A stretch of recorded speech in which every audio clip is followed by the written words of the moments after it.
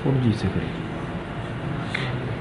بسم اللہ الرحمن الرحیم نحمده ونصلي ونسلم على رسوله الكريم اما بعد فاعوذ باللہ من الشیطان الرجیم بسم اللہ الرحمن الرحیم کتاب انزلناه الیک لتخرج الناس من الظلمات الى النور صدق اللہ العظیم.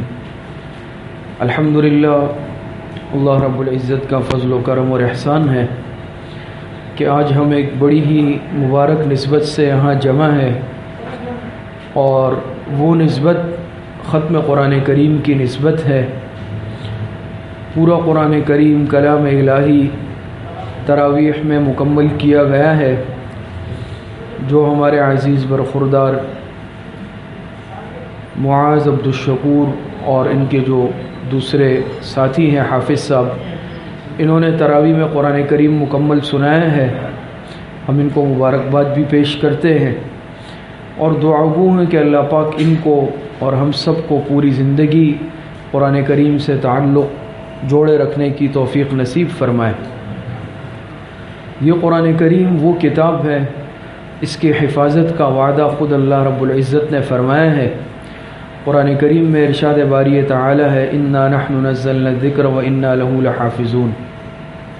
اللہ پاک فرماتے ہیں ہم نے ہی اس قرآن کریم کو نازل کیا ہے اور ہم ہی اس کی حفاظت کرنے والے ہیں.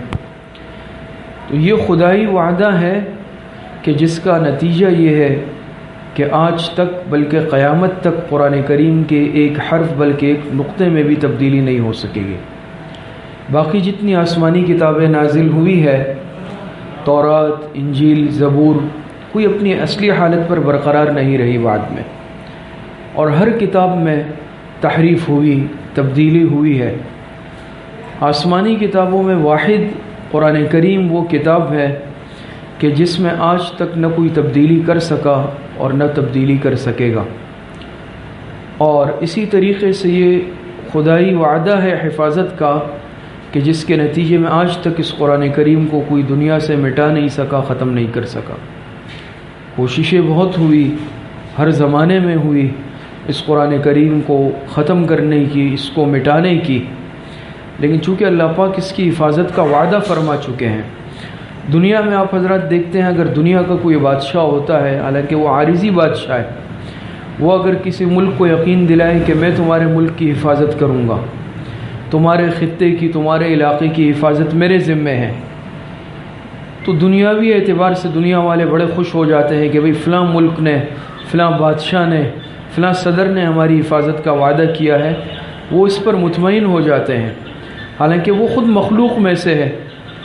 تو یہ تو احکم الحاکمین، خالق کائنات، مالک کائنات نے قرآن کریم کی حفاظت کا وعدہ فرمایا.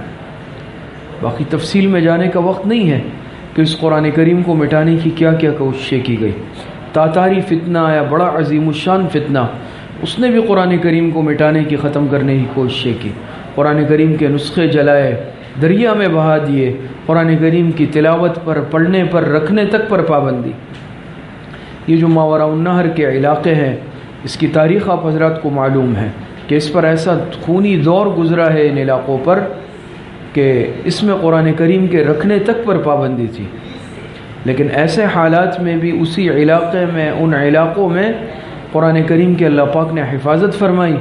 اور ان سخت ترین حالات میں کہ جس میں قرآن کریم کی تلاوت کیا بلکہ نسخہ اگر برآمد ہو جاتا کسی کے گھر سے تو اس گھر والوں کو پھانسی دی جاتی تھی. یہ ازبکستان، قازقستان، تاجکستان، یہ جتنے علاقے ہیں، تو اتنی سخت پابندی کے باوجود انہوں نے اپنے بچوں کو گھر کے تہہ خانوں میں ایسے بند کمرے بنائے کہ وہاں پر قاری کے پاس بٹھاتے ہیں، یا عام جیسے کام سیکھتے ہیں کسی کو درزی کے پاس ظاہری طور پر کہ یہ کام سیکھ رہا ہے، اور وہ اس کو قرآن کریم آہستہ آہستہ ایک ایک حرف سکھاتا.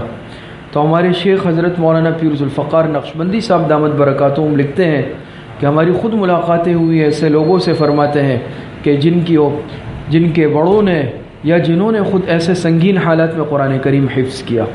ہمارا جانا ہوا ازبکستان، وہ ترمز کا جو علاقہ ہے، ترمز کے علاقے میں وہاں زیر زمین اس طرح کمرے بنے ہوئے، ہم نے وہ دیکھے، بہت تنگ نیچے کی طرف سیڑھیاں جاتی ہے اور بہت تنگ کمرے ہیں.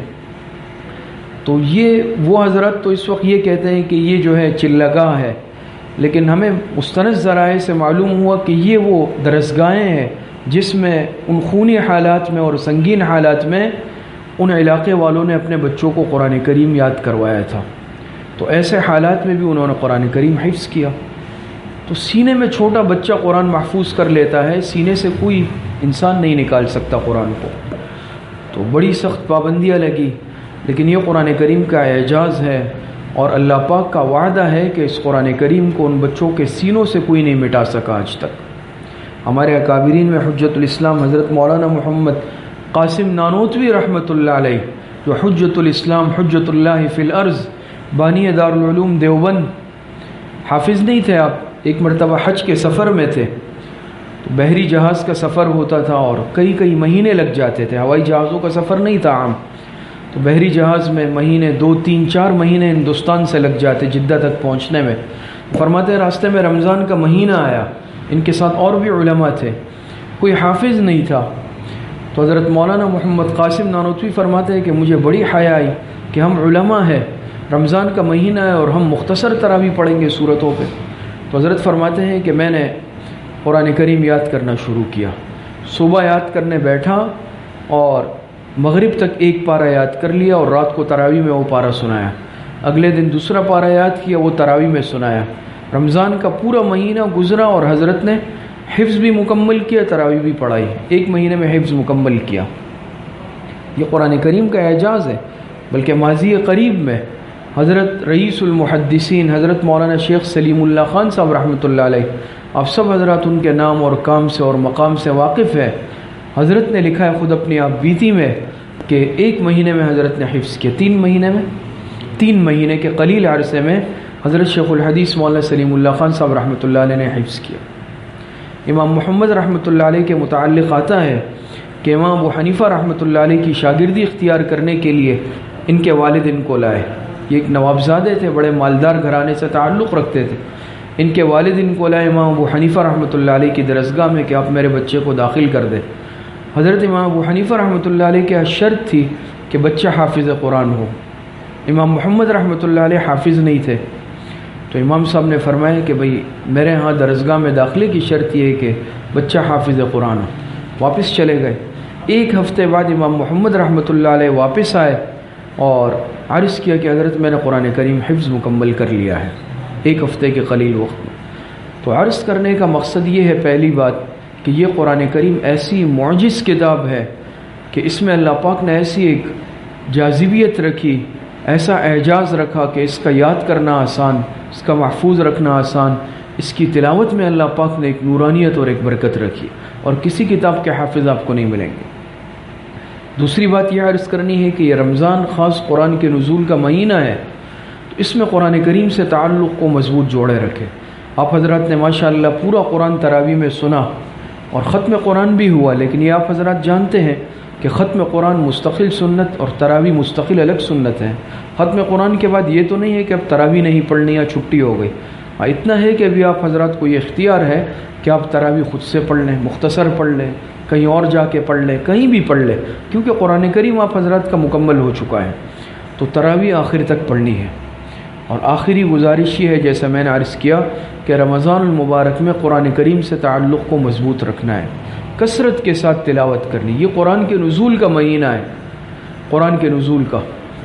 تو امام ابو حنیفہ رحمۃ اللہ علیہ، علامہ شامی رحمۃ اللہ علیہ، اور ہمارے ماضی قریب اور بعید کے بہت سارے اکابرین کا معمول تھا کہ رمضان کے مہینے میں روزانہ ایک قرآن تلاوت میں ختم کرتے تھے، روزانہ۔ بلکہ امام ابو حنیفہ رحمۃ اللہ علیہ کے متعلق آیا ہے کہ 61 قرآن ختم فرماتے تھے، ایک قرآن کریم تلاوت میں، ایک طرف، اور 2 ایک دن میں ایک رات میں۔ اور بعض حضرت شیخ الحدیث مولانا زکریا رحمۃ اللہ علیہ اور دیگر اکابرین کا رمضان آپ دیکھیں کہ صبح سے تلاوت شروع کرتے، نمازوں کے علاوہ تلاوت کرتے رہتے۔ تو اس قرآن کریم سے تعلق کو مضبوط رکھنا ہے، اور جو 2 عشرے باقی ہے ان کی ایک ایک لمحے کی جو ہے قدر کرنی ہے، اپنا وقت ضائع نہیں کرنا، تلاوت، ذکر، اذکار، تسبیحات، معمولات، اس میں اپنا وقت گزارنا ہے۔ تو اللہ پاک مجھے بھی اور آپ سب کو صحیح عمل کی توفیق عطا فرمائے۔ وآخر دعوانا ان الحمد للہ رب العالمین۔ ابھی انشاءاللہ مفتی خالد صاحب دعا فرمائیں گے۔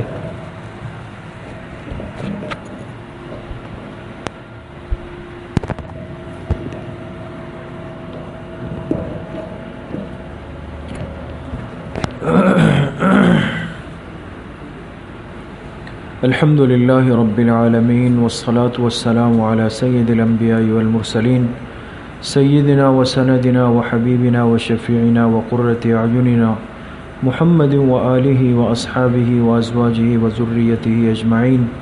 یا اللہ یا ارحم الراحمین یا اکرم الاکرمین، ہمارے صغیرہ کبیرہ ظاہراً باطناً ہر طرح کے گناہوں کو معاف فرما دے۔ یا اللہ پوری امت کے گناہوں کو معاف فرما دے۔ یا اللہ جس مبارک نسبت سے ہم سب یہاں پر جمع ہے، تیرے پاک کلام کے ختم کی نسبت سے جمع ہے، اے اللہ ہم سب کی حاضری کو قبول فرما لے۔ یا اللہ اس قرآن کریم کی برکات ان حافظ صاحبان کو، جن جن احباب نے یہاں پر ختم کیا، پورے اہل خانہ کو، پورے اہل محلہ کو، اور جو آج کی مجلس میں ہم شریک ہوئے ہیں، یا اللہ ہم سب کو کامل درجے میں نصیب فرما دے۔